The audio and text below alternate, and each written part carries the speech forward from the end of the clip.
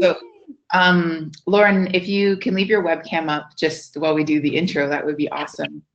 So thank you to the people who have joined us. You're joining the Faith Formation at Home webinar with Lauren. I'm sorry, Lauren, I didn't get quite how to pronounce your last name. It's Wasyluk. Okay, with Lauren. I've known Lauren for almost a year now, so it's actually embarrassing. But No, it's okay. So, we have a Faith Formation at Home webinar with Lauren Wasyluk, and we thank you for joining us. This is a recorded webinar, so just it's a good thing to be aware of if you're asking questions or whatnot, that we will be posting this later and it is recorded. So thank you, Lauren, for joining us. We are a small crew tonight, but as it says in the Bible, where 2 or 3 are gathered. So here we are on this beautiful summer evening. I hope it's also nice for everyone else's. And I'm going to turn it over to Lauren now. What's going to happen is I'm going to turn off my webcam, and I think that Lauren might as well, just for the presentation. But if you have any questions, please enter them in the chat box. The person who's on the phone, you are welcome to just interrupt when you want with a question. We won't be bothered. We're a small group.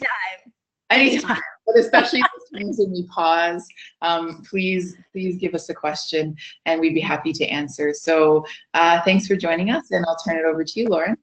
Yeah, thanks. Okay, so I'm just gonna flip this off. Okay, here we go. All right, well, hey guys, thanks for coming in on a Wednesday evening. I am currently in our home office and it is beautiful outside, so I am really appreciative that you're choosing to tune in.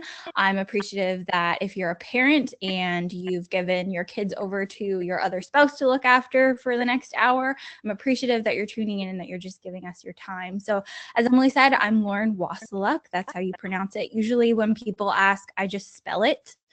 Because it's just easier that way. But I inherited that name when I got married. I used to be a Blair. It used to be a lot easier.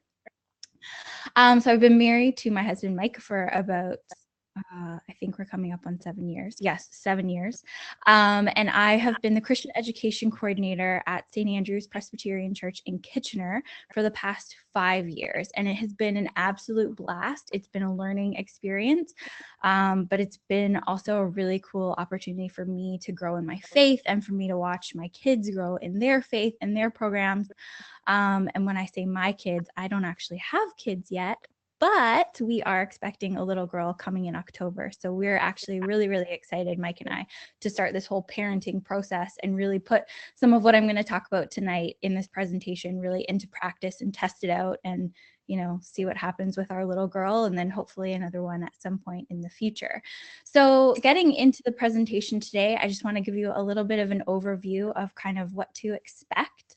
I started getting really passionate about what it meant to partner with parents over the last couple of years. I started reading some books. I started going to a couple of conferences, listening in on webinars and podcasts, and just starting to feel like maybe children's ministry would be more impactful in my area if I really started focusing on parents. So I started researching a little bit more and just gaining more information. And a lot of that is what I'm going to share tonight. So please, please do not give me the credit for any information that you find, you know, life-changing or really impactful, something that you want to try at home. I'm going to send Emily over a resource page for things that you can try at home, but also a bunch of resources that I used to put some of this stuff together. So please check those out. And definitely, if you use it or want to pass it along, give credit to those authors that came up with these awesome ideas that have been life-changing for me. So along this presentation, I would invite you to take notes. Again, ask questions along the way, write down your questions for perhaps later in the presentation, however you want to do it, but definitely take notes along the way and think about how you can build some of these things into your own daily life at home with your family.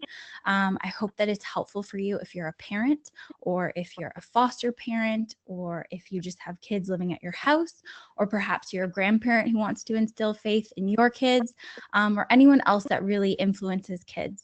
I hope that there's something in this presentation that is helpful for you. So without further ado, let's get started. So I want to start by asking you, why does faith formation at home matter? Isn't it enough that you already send your kids to Sunday school or midweek program? And the short answer, unfortunately, is no.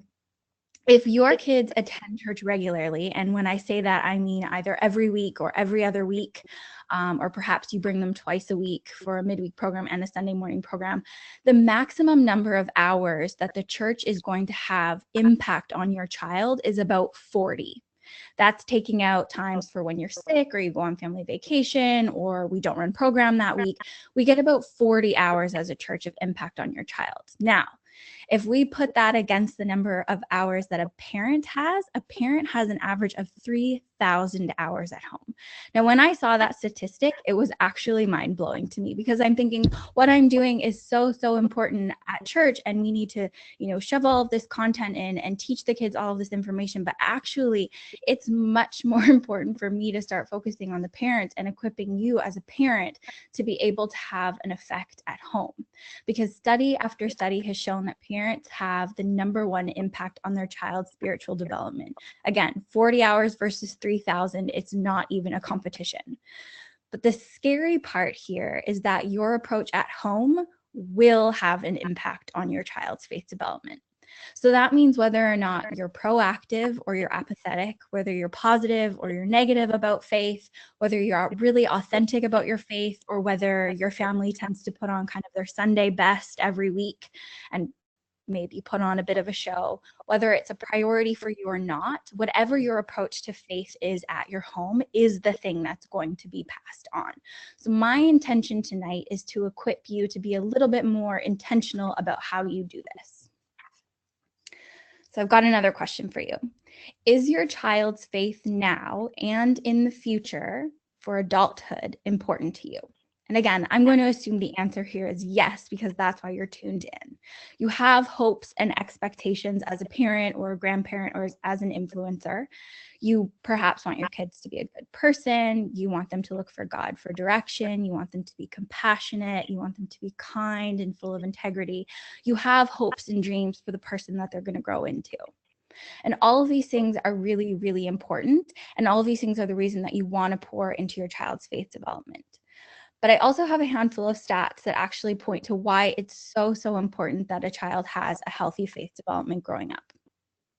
So here are a few studies. In 1994, in a study titled Religion and Depression, a 10-year follow-up of depressed mothers and offspring, their research found that children who shared a sense of faith with their moms were 80% protected against suffering a major depression between the ages of 16 and 26. And if that also included a grandparent, they actually went up to 90% protected. In a later study by the same group of researchers, they found that children who have a positive relationship to spirituality are 40% less likely to use and abuse substances, 60% less propensity for depression, and these same kids that grew into adulthood with a healthy sense of faith had a more regulated level of cortisol. So their stress level was actually much lower.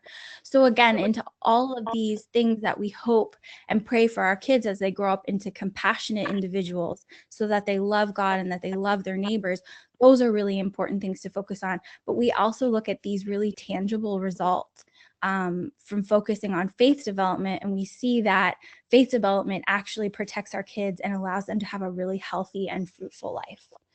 So now that we're all on the same page and we can agree that faith formation is important and that parents have a big impact on faith formation, you're probably asking, where do I start? Maybe you're thinking, I didn't grow up with faith at home. I didn't have a really great example at home. I don't know what to do.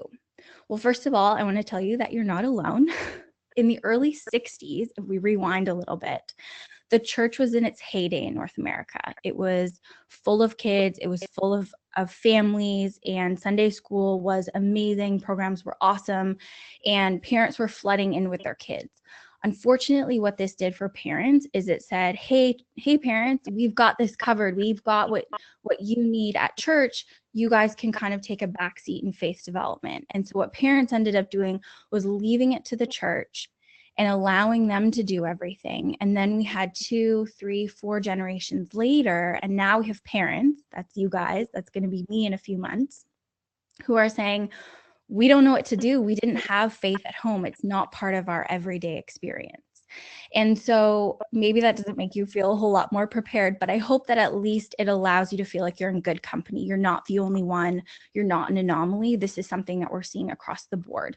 And fortunately, what we are starting to see is the church starting to realize this and seeing that they need to provide more and more resources for parents. So I'm hoping that your church has perhaps become aware of this. Ours certainly has, and we're starting to do a little bit more and more so that we can equip parents. But if they haven't, then I hope that tonight this presentation can equip you a little bit more. Now, before I equip you with things that you should do, what should I do, where should I start? I want to ease your mind a little bit about what faith development at home is not. So faith development at home is not reading the Bible cover to cover or memorizing verses or only consuming Christian media. It's not putting faith and science into conflict. It's not putting a Jesus bumper sticker on your car, and it's not guilting your child into reading scripture. These things can be really good things that you can do at home. They can be activities that can start conversations about faith for sure, but they're not the place to start, because a lot of these things segregate God into his own little silo. They put him up on a shelf with kind of the dusty Bible, and he comes out, maybe for an hour a week or 2 hours a week. And family devotional time ends up feeling a little bit awkward, maybe less authentic. It doesn't feel real, and it doesn't tend to match up with the realities that kids are dealing with. So again, these things are not bad, but they're not where we're going to start with faith development. So what does faith development look like in 2018? Well, we're going to rewind again, but this time we're going to rewind a few thousand years to the time of Moses. Moses was leading the Israelites just before they arrived in the promised land when he gave them this message in Deuteronomy. These words were important for families then, and they're important for us now. So I'm going to read this out to you, and I would love for you to just follow along or read out loud at home, whatever you want to do. So Deuteronomy 6:5-9, it says, "Love the Lord your God with all your heart, with all your soul, and with all your strength. These commandments I give to you today are to be on your hearts. Impress them on your children. Talk about them when you sit at home and when you walk along the road, when you lie down and when you get up. Tie them as symbols on your hands and bind them on your foreheads. Write them on your door frames of your houses and on your gates." Moses was speaking about a plan for family faith development. First of all, he was speaking to parents, and he's saying, hey, this is your responsibility. It's relational, because at the beginning he talks about loving God with all of your heart, with all of your soul, with all of your strength. And then he talks about putting them into your own heart as a parent. And then he talks about your relationship with your children. He also talks about faith development as something that's everyday and part of a daily rhythm.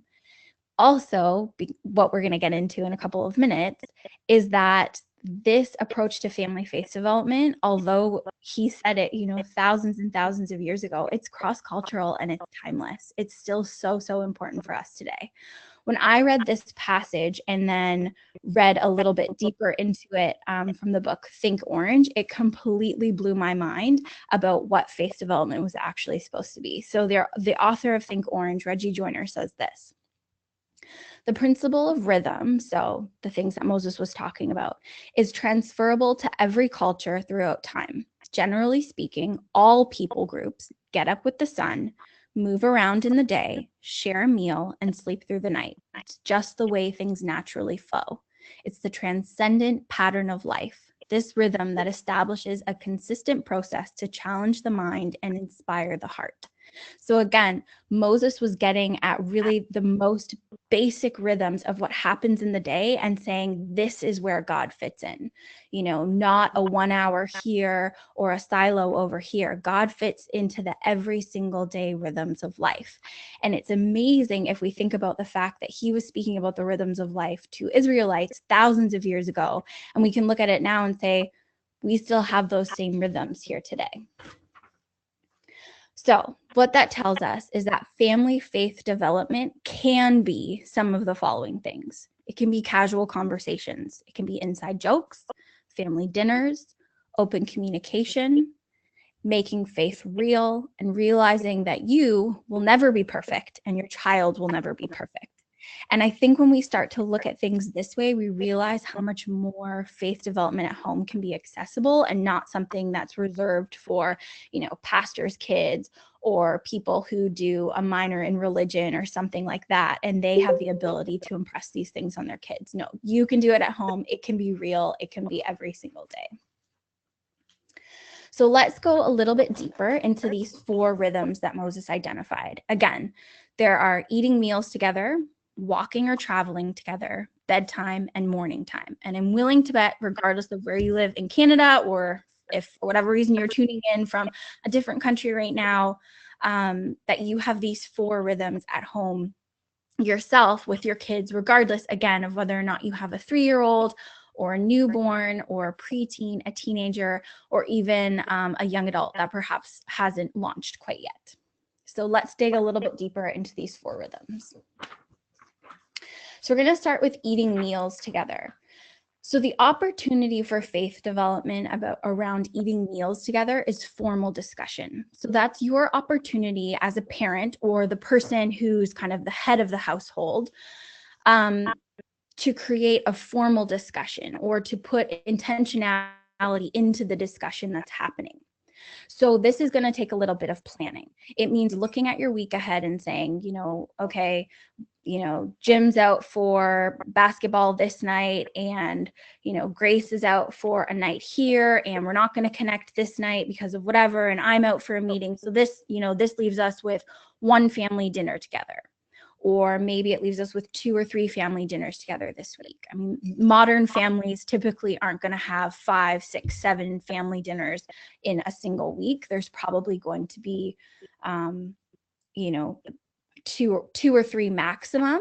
But if that means you have 2 or 3 maximum, then you look at those 2 or 3 meals, and just like planning what you're going to buy at the grocery store to create those meals to consume, you can think about some of the things that perhaps you want to talk about at that meal.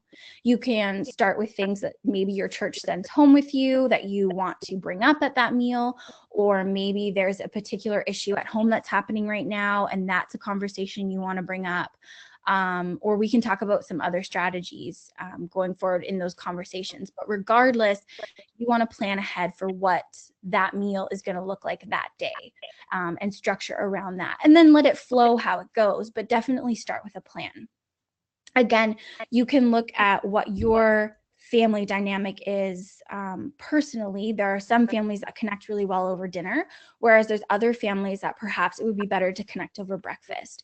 And if that means it fits your schedule better to get up and prepare a breakfast that everyone sits together with, that's awesome. It just means that your approach is a little different. So dinner would be looking at the day that you had, and breakfast would be more like looking ahead at the day that's going to come.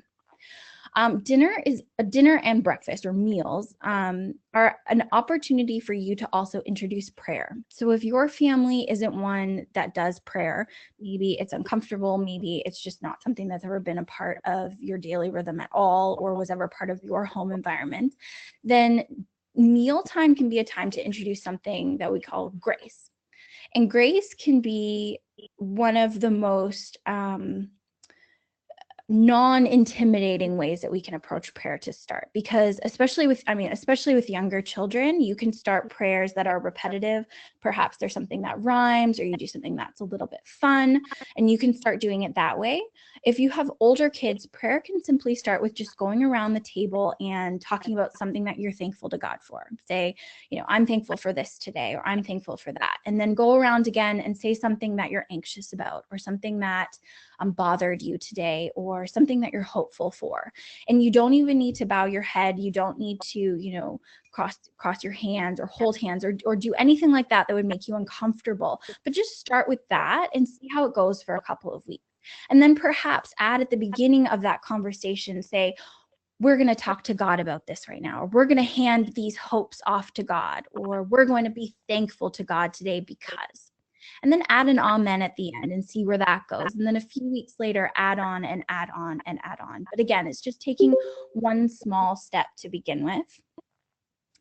Going back to the discussion that actually happens around the table, though, if you want to structure it, perhaps you start with a box of questions. So you and your spouse or you and your kids together come up with, 30 questions or 60 questions or 100 questions if you're really passionate that you want to discuss over the next year or so, and throw them in a box or throw them in a jar in the middle of the table and then pull one out. And what I would suggest is have a balance of some fun questions, silly questions, and then some serious faith-based questions, and see how it goes. When you get in that habit of having a conversation around the table, you can start building faith into those conversations intentionally, but they can also just start to come up really organically once it becomes a part of your regular rhythm. And then the last two parts that I have on there, visiting family and going out for dinner, it's just a reminder that your family meals together don't always have to look perfect. Like, you have this beautiful home cooked meal and everyone sits around and everyone has cloth napkins. No, like a family meal could be going out to McDonald's and having these conversations out there, or they could be having pizza right before somebody has a soccer game, or they could be visiting family and inviting some of your extended family into some of these conversations as well. It's just making an intentional effort to bring God into conversations, bring faith into the conversations that already start to happen around those meal tables. All right, let's move on to the next, family rhythm. So another rhythm that we tend to have in our day is travel time. Most of us don't stay our whole day inside our house.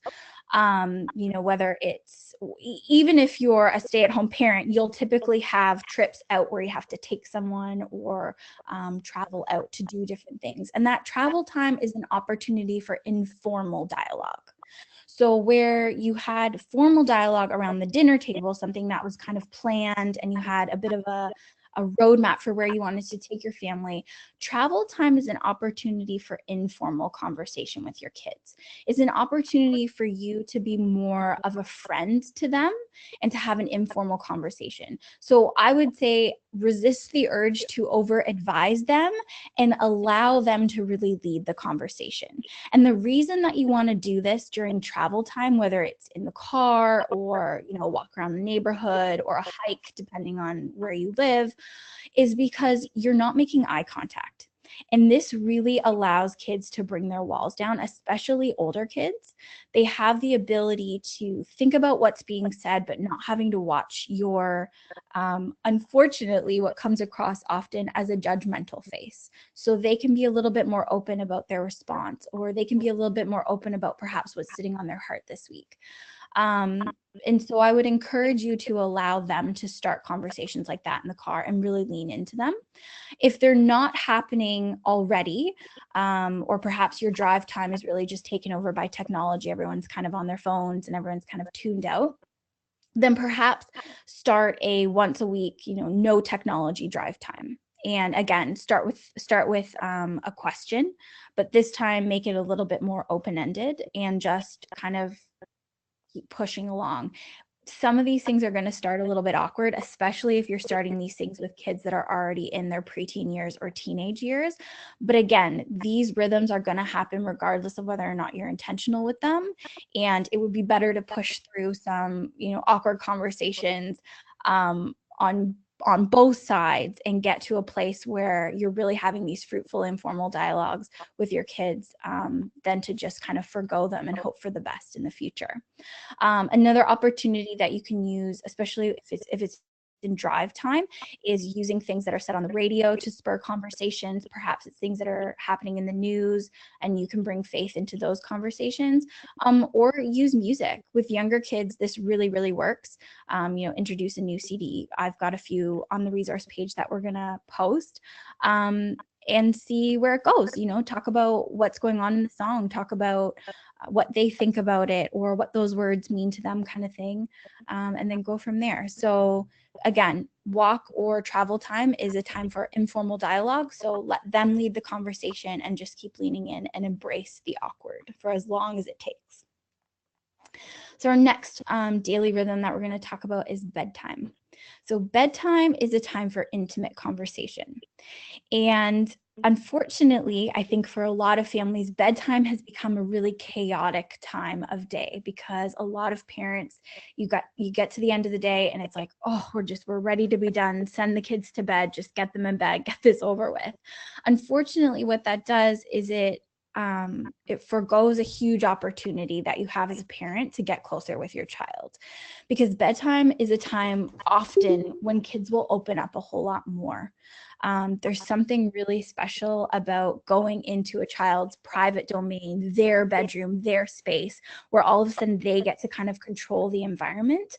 And there's something that happens that just allows them to open up a little bit more. So I would encourage you to look at bedtime as a time to create a sense of peace. So for older kids, this might mean, a wind down time. So maybe no technology an hour or so before, but encourage them to read, or encourage them to listen to some music in their bedroom, whatever it is that's going to kind of bring them down from the day. With younger kids, creating peace might mean doing bath time right before and then heading into story time. And if you already have story time before bed, then you're already ahead of a lot of people. And if that's the case, then you just have the opportunity to introduce, a child's Bible storybook or something where you can start bringing in that faith component into that pre-bedtime time. Bedtime is also probably your second best time where you can start introducing prayer, if that's something that you'd like to do with your kids. And again, it can be something that's not as intimidating as, needing to have these long-winded prayers or getting down on your knees, folding your hands, anything that makes you uncomfortable from the get-go. But what you can do is just say, hey, how did your day go today? What were some things you were thankful for? What were some things that were bothersome? Who were kids that you came across that were struggling? And perhaps you just write those down in a little journal and you think about them, and then you go back to them the next day. If you started doing that small rhythm and it started to build over a couple of weeks, I guarantee you that those conversations will begin to open up a little bit more, and they will become a little bit more second nature rather than awkward to you. And again, you can just build that into a prayer time, and that time can be, God, we're thinking about so-and-so today. God, this happened today, and we want to share that with you, using plain language with your child and just inviting God into that conversation. And just allowing them, again, similar to drive time, to lead the conversation and open up as they want to, not to push them too far ahead. With older kids, it might be an opportunity where you both read the same scripture at night, and then talk about it and see what happens. Again, embrace the awkward, see where it goes, and let them lead where they want to go with it.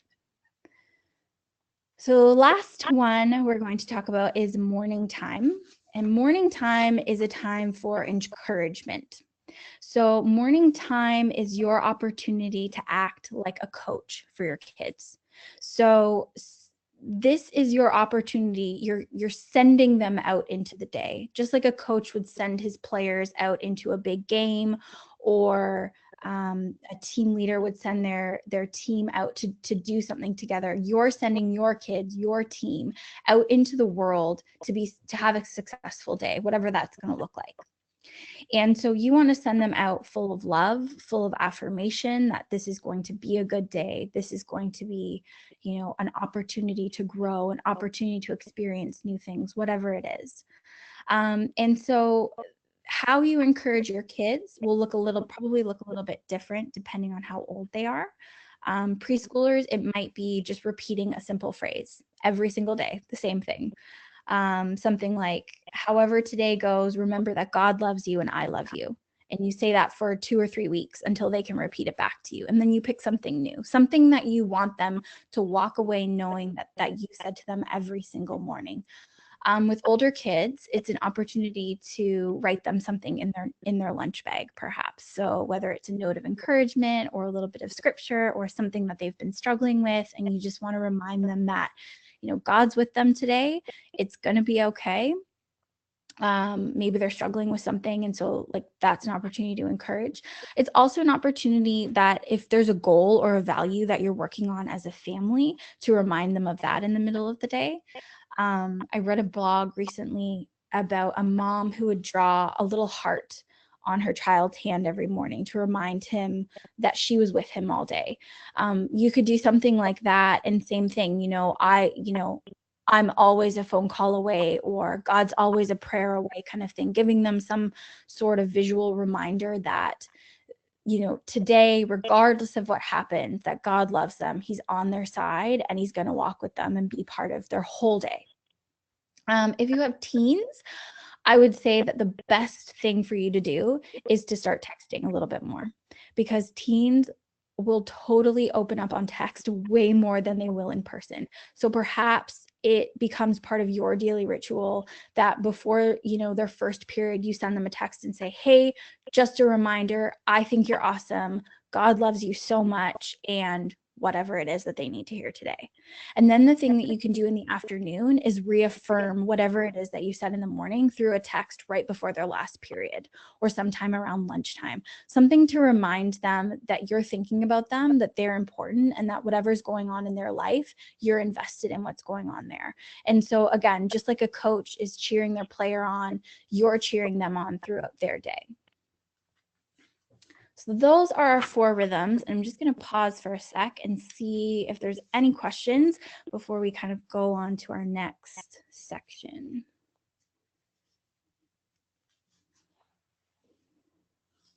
Or maybe I've completely bombarded you with information and, you don't even know what to ask.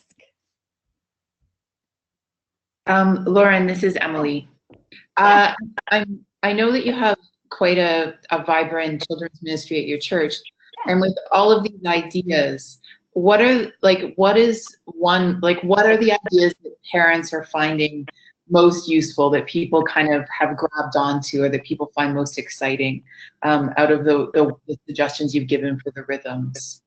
Yeah, so what I've done specifically once I kind of became aware of looking at rhythms like this was restructuring the things that we sent home with parents. I was finding that a lot of times parents would go home with a lot of activity-based things that they needed to do, and you hear from parents a whole lot of how busy they are. And so asking parents to do another activity at home can be quite overwhelming. It can make you feel guilted that you're not doing enough already.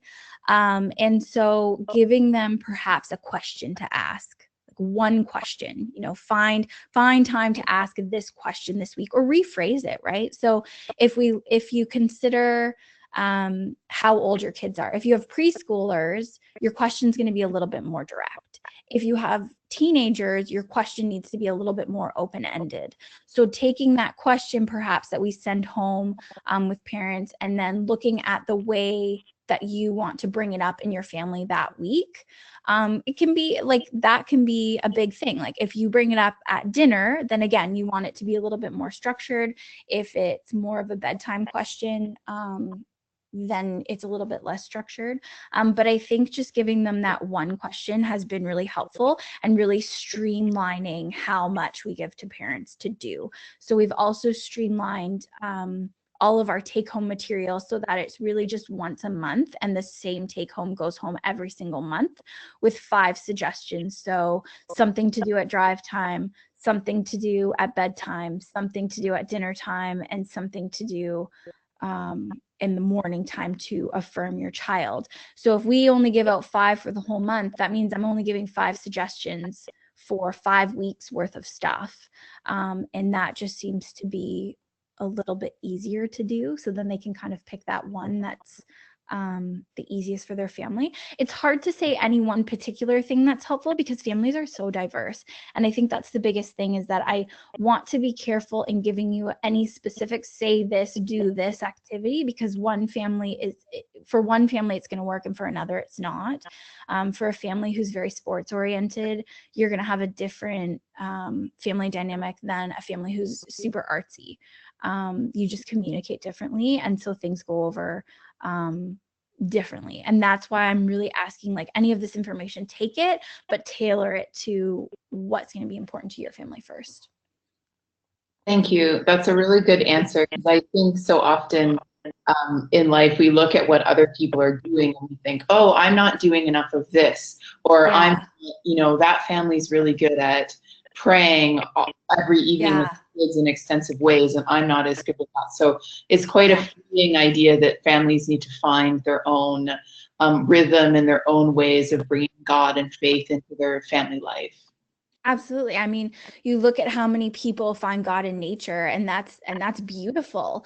But I think a lot of times what that ends up saying is, well, but what if I don't find God in nature? Like, what if I find God in the city, you know, full of technology? Well, that's fine too, because he is a very creative God and he made us all so different. And so we need to lean into the spaces that we find God and start there, take a step there, and certainly don't compare across families. That's not going to lead anyone into a good place.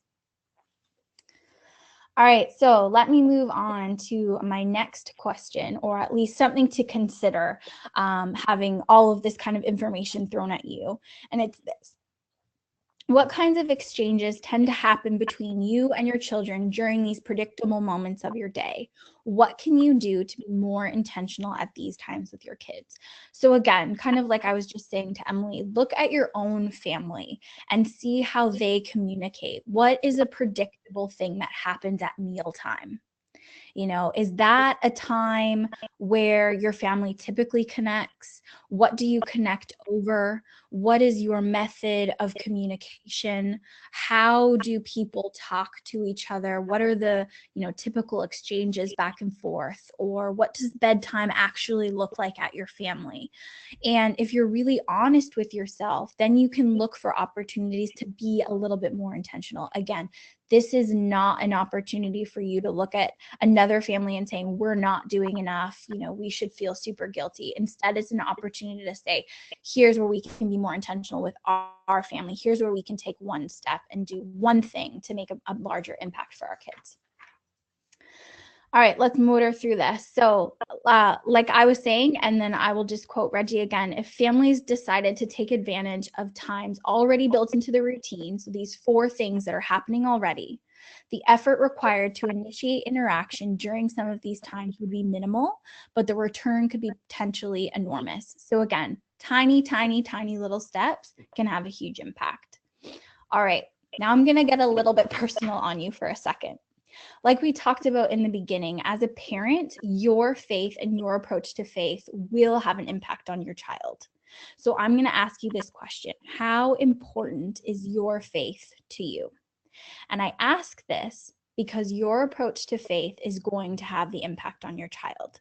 Because as you already know, regardless of whether you have a little one or you have a teenager at this point, they mimic you, they soak up what you say, sometimes they spit it back at you, and they mirror what you do. So your approach to your own personal faith journey is going to be something that your kids are already watching, and it's going to be something that impacts them. So they notice when you read your Bible, or when you pray, when you practice what you preach, or when you go back on something that you say is important and you do the opposite. They notice how you treat people. They notice how you speak to them and how you treat them. And this is really, really important, especially if you have a kid between the ages of 7 and 12, because they are at one of the most impactful times in their life where they're watching exactly what you're doing and they're comparing it against other things that they're seeing. So the opportunity for you to have a lasting impact on their faith is huge, all the way into adulthood. So, you know, no pressure.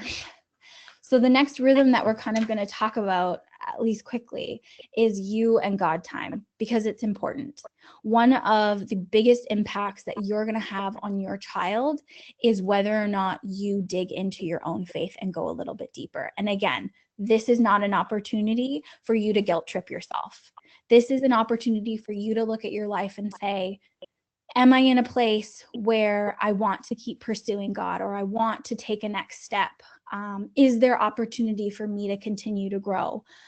Where are some of the things that I can improve on? This is not an opportunity for you to compare yourself to other parents or other people in your church. This is simply an opportunity to say, where can I still keep growing? Where can I have more of an impact on my child if I grow in my own faith?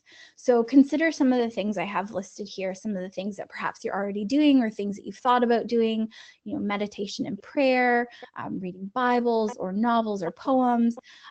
Maybe you learn about faith through podcasts, maybe you're part of a small group or you attend a Bible study, whatever it is, just I would encourage you to lean into it a little bit more, even if it sounds counterintuitive, because your approach to your own faith could actually have one of the biggest impacts on your kids. But again, you do not need to be perfect. In fact, your kids should see you be authentic and hear your transparency. Fuller Youth actually did a study on faith formation and retention in teens and young adults, and they found that it was important for parents to ask kids about their faith journey, but also for parents to be open about their own. So it was actually more impactful that parents were transparent and authentic about some of the struggles that they had, and that allowed kids to be more open about their own doubts and their own struggles with their faith going forward. And again, it just made it more real. It didn't put God up on a shelf or into a silo. It said, he's part of the everyday and we all struggle. What's important though is that kids see that you want to grow and prioritize your spiritual, moral, and relational growth. So the good news is that regardless of where you are, you can do this. So if you're in a place where you're overwhelmed or you're struggling, you have an opportunity to see God's peace and presence. So maybe it's a chance for you to say no to a handful of things that are coming up. And that just gives you, I'm giving you the license right now to start saying no if you're in a place of being overwhelmed and struggling, because it's important for your kids' faith development that you focus on God. So start saying no to a handful of things. Maybe it's doing a 2-minute Devo in the morning and at night, or perhaps it's converting your daily stressful commute into one that's a little bit more peaceful. Maybe you listen to some worship music, or you listen to a song that just brings you peace and connects you with God on repeat. And you just do that all the way through your commute to and from work, and it puts you in a better, more open place to connect with your kids at home. Whatever it is, if you are in a place of being overwhelmed and struggling, remember that God is on your side and he is for you. And if you just take one small step towards him, it's going to make a huge impact on how your kids view you and how they view your own walk in faith. If you're running on autopilot and you're kind of in a place where, faith is, it's fine, everything's good in life right now, everything's kind of fine, there's no major crisis, perhaps that means that you've put God a little bit on the back burner. And if that is you, then this is probably an opportunity for you to seek new adventure and try some new things. So maybe that means joining a book club or going on a mission trip, seeking out an organization where you can give more of your money away to support a ministry, or maybe it's even starting your own ministry, but it's getting out of your comfort zone and seeing where God will meet you. And then if you're just starting out, then this is your opportunity to lean into the fact that you are, super excited about this whole new faith thing in general. So this is your opportunity to go out and meet new people, grab a new faith community, talk to your minister about joining a ministry that might fit with some of your skill sets. And I would encourage you to bring your kids along, because you are excited. And when you are excited about something, your kids have more of an opportunity to get excited about it along with you. And if you can do some of these things together as a family, then all the more power to you. So if I haven't given you an idea that's perked you up yet, here are a handful more, and we'll list them for sure on the resource page that I'll post. But I would just encourage you to find something that works for you. Again, something that fits your lifestyle, something that fits your interests or your passions, but that allows you to connect more with God. So if that's something like using technology, watching a pastor on YouTube or listening to a podcast on your commute, or if you're more of a creative person and you just want to pick up one of those, adult coloring books and do silent prayer along the way, like that's awesome. If you're a physical person and working out or running is part of your daily kind of life, then I would encourage you to find a handful of cool, upbeat, like Christian songs and add those to your playlist. Because again, that just allows your mind to wander and connect with God while you're already doing something that brings you passion. So find something that fits your rhythm and just start doing it. Whatever you do though, get creative with it, try it, see if it works. If it fails, try something else, but just remember that you're doing it for yourself and you're also doing it for your kids, because your approach to your own personal faith will have an impact on them. So I won't talk about the next thing too long, but I will talk about it briefly. For those of you that are parenting in like a spouse relationship or a married relationship or a partnership, your relationship with your spouse is also super, super important. So in addition to your own relationship with God, looking at that, you should also take a chance to look at your relationship with your spouse and how that's going. Because for your children, they're getting a front row seat to how that's going. And they're getting a consistent example of how they should treat other people. Your relationship that you have with your spouse is probably one of the first and for sure one of the most consistent examples of what they're going to see for how they should treat others and how they should treat their future spouse, whoever that person might be in the future.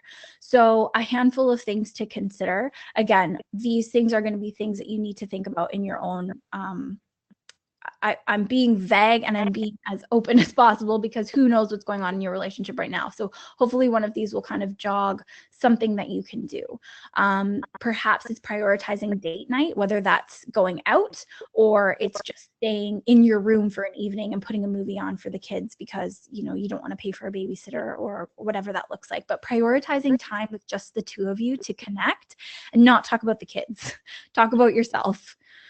Talk about things that are going on, talk about things that you guys love as individuals, not putting the kids at the center of everything all the time, but remembering that you started this, perhaps started with, depending on what your relationship looks like, but you started this relationship with them before you had kids, and what that person was like outside of being a mom or being a dad, that this person is also your partner. It's important that regardless of the conversations that are going on, that you use words of love and affirmation for your spouse, because this shows your child that these are words that we should be using to describe each other, to speak to each other, regardless of the type of conversation. And that goes into the same thing as fighting fair. When you fight in front of your spouse, because obviously we all do that and it's going to happen in front of kids, the important thing to remember is that you're fighting fair. You're fighting for the relationship rather than fighting to win. That you're using words of respect and you're trying to communicate for a purpose rather than, again, just to win the fight. Because this example that you're setting for your kids shows them how they should also fight fair. This shows them how they should fight on the soccer field, or how they should fight with a teacher or fight with someone in their class, because it's going to happen. There's going to be disagreements. There's going to be times when your child feels hurt or left out and they're going to be upset. But that example that you set for them for how to fight, words that you use, or being truthful about what happened, owning up to their own side of what's going on, their own faults, and not using threats, are going to have a huge impact on how they go out and fight in the future. And then a handful of other things that you can do to work on your relationship with your partner is to definitely pray for them. I cannot tell you the amount of times where I have been frustrated with my own husband and just needed to pray for him, because sometimes that reminds me that we all have faults. And as much as I can point out his faults, sometimes I have those of my own, and it allows me to step back and just put myself into more of a partnership role. And that's the same with serving them. So a lot of times I think it happens a lot more with moms specifically. You end up feeling resentful because of all the things that typically build up around the house that you just, no one else sees, that you just have to take care of. And if sometimes you're able to step back and say, I'm doing these things as a service to my family, as a service to my spouse, sometimes that can help a little bit more. And then going back into words of affirmation, remembering to support them publicly, and then apologizing and seeking forgiveness is absolutely huge. So when you mess up, own up to it fast. Say I'm sorry, ask for forgiveness. When you model that type of relationship to your child, it's going to have a massive impact on how they have relationships with, a future spouse, how they have relationship with their friends or with coworkers or a boss or a teacher. But how you model that relationship with your partner is absolutely going to impact them. So I'm just going to see if there's any questions before we move to the next section.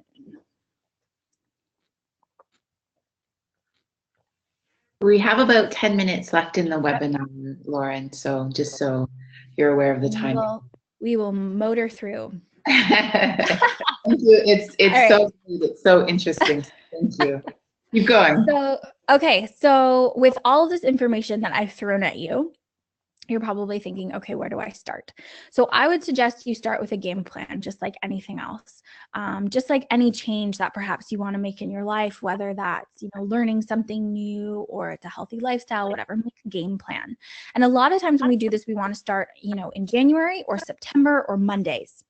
And the lucky thing for you is that if you want to start something new in September, you have 2 months to plan for it and you have 2 months to test it out. And the summer is the perfect time to do this because the summer allows for a more relaxed rhythm, more chance to sit back and really contemplate things, see how things are going, test it out, try something new. So by the time you get to that last week of August, you've got something that is going to work, and your September could be vastly different than any other year that you've had. So I would suggest looking at some of the things that we've talked about, thinking about how they might or might not fit into your family, looking at those things where you could take that one next step, that you're ready to take a next step.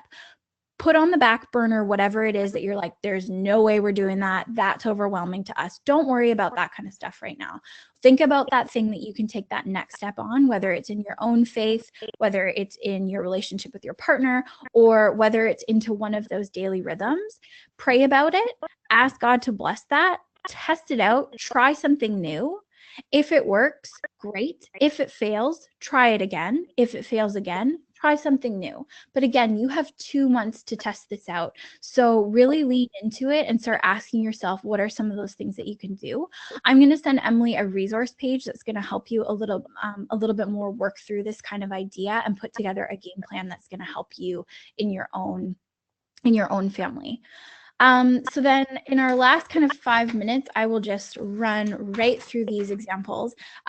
Summertime is also an opportunity for you to perhaps kickstart faith conversations because different things happen in the summer.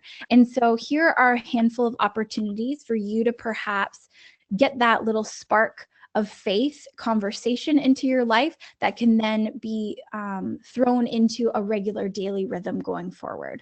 So if your kids are at day camp, maybe it's an opportunity for you to talk to your kids about becoming friends with somebody who's a little bit different than them, somebody who's overlooked, not hanging out with their typical friend group, but instead looking for that kid who's kind of left out, and then talking about why it's important that we befriend those kids. It's also an opportunity for you to pray for new leaders and new friends as they meet them. Overnight camp, I would say that that's an opportunity for you to really lean into this idea of words of encouragement. So perhaps connect with your minister or a youth leader or your kids ministry person or other family members and organize a letter writing campaign for your kid that week. Send something on Monday through Friday and really lean into affirming who your kid is, who you see God crafting them to be, and just sending them words and words of encouragement and see what happens from there. If you have a beach day, that's an opportunity to, especially with little kids, do this really fun object lesson that I love based on, just let me find my notes, Psalm 139, and this idea that God just knows so much about us and God is filled with so much knowledge. And you just invite your kids to count the many, many particles of sand and realize that God knows even more about us than how many little pieces of sand are stuck to, their one little finger or their one little toe. And then talk about some of the things that maybe God knows about them. It's a really non-intrusive way of starting that conversation out at the beach.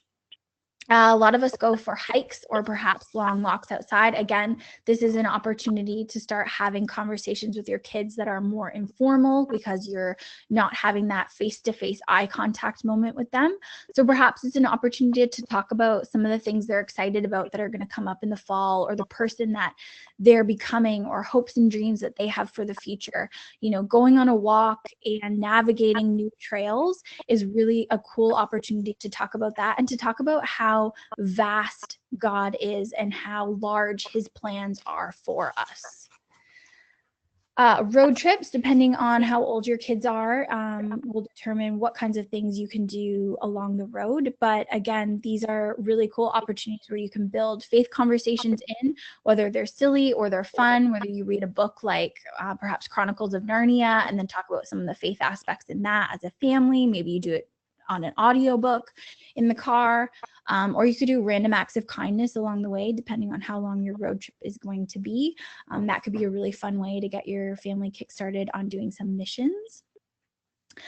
If you are going camping with your family, this is the prime opportunity to have conversations about faith. There is something really, really magical and really spiritual about sitting around a campfire. And perhaps it's because, you know, fire just stretches back all these thousands of years and just brings us kind of back to this basic idea of God and his power. But if you sit around the campfire and just kind of ask some of these open-ended conversations and see where the conversation lends itself, again, being in the dark, being in that intimate space, not making the eye contact all the time allows for kids to just open up and kind of, you know, you see where it goes. But again, taking that conversation that happens at camping and then bringing it into the next week and the next week and the next week and following up can be that kickstart that perhaps your family needs to just bringing faith into regular everyday conversations. I'm going to skip that one and we're going to move on to being at home. So if your family is at home for a whole lot, maybe it's an opportunity to look into doing some missional stuff around your community, something for free, something that gets their hands busy, but something that connects them to a bigger community and a bigger project in life rather than just focusing on themselves all summer. Many of you are going to interact with service people, regardless of where they are, you're going to interact with them. And this is an opportunity to remind your kids that the people we interact with on a daily basis are just like us and they have real lives. So communicate with your server like a real person. Invite them into the conversation. Make sure to remind your kids about manners. Make sure to remind them about kindness. Ask your server if you're really, really bold, if you can pray for them. Ask if there's anything that they need prayer for at the end of the meal. And then as a family, say a quick prayer for them after you've paid for your bill. It's amazing if you try this. We've done it a handful of times, what people will open up and talk to you about, because it's so out of the ordinary for a family to sit and all of a sudden ask the waiter like something about their own personal life. And then finally, my last suggestion has to do with waiting in line. So if you're going to an amusement park or, you know, somewhere that is hot and you are going to have to wait in line, this is an opportunity for you to talk to your kids about fruits of the Spirit, specifically patience, kindness, and self-control. So reminding your kids that it is important to have patience, reminding your kids that everyone in line is just the same as them and we all want to get to the front, and that it's important that we're kind, that we use kind words. And especially for younger ones, perhaps it's an opportunity to talk a little bit about self-control, but to remind them that this is a fruit of the Spirit, that we can tap into the power of God with helping us with these kinds of things. And then here are my resources. I'm just going to leave those up. I am going to send Emily my resource page with some of these suggestions, but feel free to, you know, shoot an email off. You can search Lauren Wasyluk online. There's just the me, there's just the one, so you'll find me for sure. And I'd be happy to give you more information about any of these resources. But some of these are my favorite parenting resources that gave some of the information for this presentation that go a whole lot deeper into them specifically. So, and then some devotionals and kids' Bibles just to get you started. So if anyone has any questions for the last 1 minute, please shoot them my way. Lauren, do you want to turn the webcam on just for the goodbye, and I'll turn mine on? Yes. There we go. There we go. Hello. I think I forgot to mention that, well, first off, thank you. That was so amazing. So many resources and throw them all out at you. Such an abundance of great ideas. I don't have any children myself, but I'm often talking to parents and Christian educators, and I feel so much more equipped with kind of little ideas of bringing faith into the home space. So I'm very extremely grateful. And I just wanted to say I'm also grateful for the people who have shown up tonight. Thank you for being with us.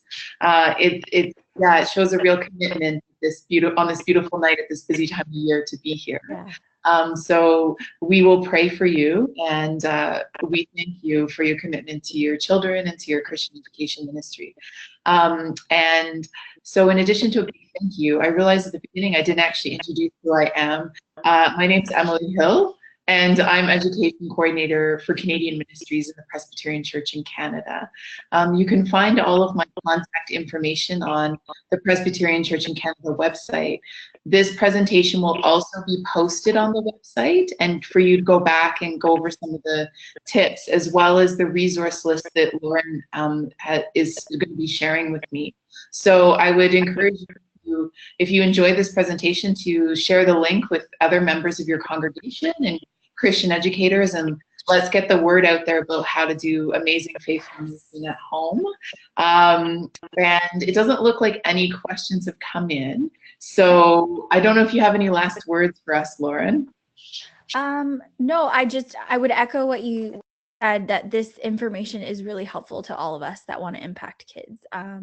Even those of us in Christian education, I would encourage you, if you're a parent, to reach out to the person who does Christian education at your church and see what they have. Because really, I mean, we are sitting in this job and we fill ourselves with all kinds of resources that, you know, whether or not you have your own kids and you can try them out on your own kids, but that information really just stays in our heads and stays in our hearts until we're tapped to give it out. And so I would really encourage you to tap into some of those resources, tap into the resources that your pastor might have, and just see what you can use at home. And again, making it personal, making it authentic to who your family is first, is going to be one of the biggest impacts that you can have for your kids. And I also think that I can say this for me, but also probably for you, you don't mind being contacted with follow-up questions. Please contact me. Send them to Lauren and I can pass them on to her. We're more than happy. So I think we're going to sign off for the night now. But thank you to everyone who's joined us. We really appreciate you've been here, and special thanks to Lauren tonight. It was great. Thank you. It was my pleasure. All right. Have a good night. You too. No. Okay.